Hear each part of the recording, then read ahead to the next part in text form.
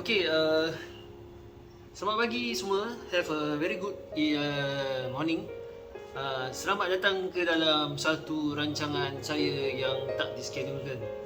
Ia bukanlah sebuah rancangan live auction, tetapi more or less rancangan yang meng-review. Saya rasa saya punya angle macam sengit. Okay, saya adjust sikit. Okay, helmet yang meng-reviewkan benda. So pada hari ini saya ada satu benda yang saya nak review. Tapi sebelum tu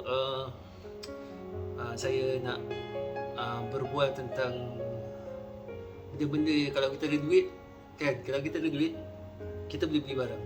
So yang penting kita nak ada duit. Itu dia kata saya nak cakap. Okey, pada hari ini pada saya lah helmet is a very important punya benda. So kalau kita naik motor, kita is very important to have a helmet. Okay, so I show you my two helmets, my two collection. So I get back to you for one. Okay, with me now I got my collections of helmets. Okay, as you are all aware of, I am called the helmet collector. Saya lah namanya seorang helmet collector. Okay, this is my Xavi Forest design, which is like quite nice. The visor is smooth, even though the screen doesn't really see that much. But it's ZF Xavi Forest helmet. If you don't know, you can just Google. Xavi Forest is also in Malaysia they call him Sifu Lam. I know if let's say you guys wondering who the hell is Sifu Lam, right? You go to JB, there's a shop, X Performance Motor, itulah Sifu Lam. Okay, this is my Xavi Forest helmet, KYT. Okay, I got two KYT helmets. Okay, this is my Merdeka edition. This Merdeka edition is the nice helmet. So this is the one that all the masyarakat has been gembar-gemburkan. This is the one. Okay, design wise for KYT is nice, but one thing about KYT is the comfortability. If let's say you wear it for 1 or 2 hours, is okay.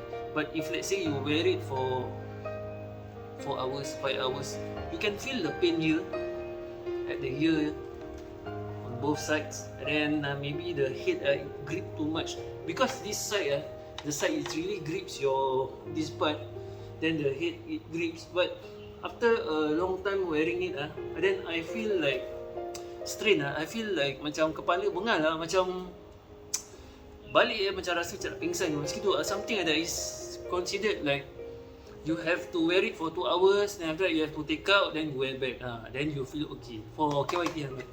Okay, right now I have another one helmet to be added as my collector's item. Okay, ni adalah helmet yang saya baru beli semalam. Okay, helmet ni ialah brand dia is Laser, but for a Laser they do this brand, this design is considered quite nice. You see atas dia yang is the killer no. Atas kita terbalikkan dia macam ni. Atas dia punya design memang kira makan ada ha lagi. So ni tepi dia kan. Oh ada ni ni kita macam ketawa So this is the again. Yeah. Okay, this. Dan bawah dia ada dia punya brand dengan dia punya I think what Rafale ni Ninja Turtle lah. So got the this USB. What is this? Patch inspected. PSB logo. But my strangely my the other helmet doesn't have the PSB logo. I don't know, for some strange reason it doesn't have the PSB. Maybe it's certified. Okay, for sponge wise, I mean KYT one thicker. They have a thicker sponge. That's why KYT I wear it 2XL. My size 2XL because the sponge is quite thick. You see the sponge is quite thick. But for Laser, the sponge is not that thick and it's quite soft. But I prefer this type of helmet. You know, it's comfortable lah. You wear it for a long time, then it's quite comfortable. This type of helmet is sesuai lah kalau kita buat Grab, then pakai helmet ni bagus. Okay, design dia. I think overall the design, you think which is nicer? This or I think the Merdeka is nice, is in its own way. You see, nice, cantik. But this is something new lah. So is my new level. So nanti saya nak panggil saya punya pandit sekejap. Saya nak tanya dengan dia pendapat dia tentang helmet ini dengan helmet itu. Sekejap, nanti saya continue lagi video ni. Sekian, terima kasih. Okay, saya cuba panggil saya punya panel, tapi saya punya panel tak kooperatif.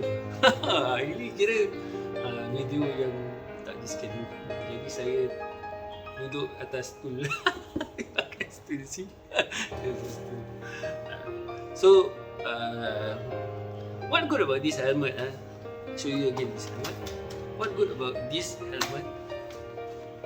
Price wise is only 150. It's damn cheap. It's quite light also. And this helmet I bought it at 165. Oh no, 190. Because it's limited edition, it's quite expensive. I bought it at 190. See? They have this Malaysian flag, whatever thing. I love Malaysia. I miss Malaysia. Long time I never go Malaysia. Holiday, normally go Malaysia, but COVID cannot go. Okay, one thing about this helmet, we get free bag. This bag boleh masuk satu helmet. Now I put my clothes inside lah, because I going to hotel California for staycation. But one good thing about this bag is that you can put one helmet here inside. You really can put in. It's quite big. And then they give me another bag for helmet bag to put the helmet. So when you put the helmet bag, then the helmet inside the bag, then after you put inside this bag, is waterproof. Kalis air. Orang Melayu cakap kalis air. Okay.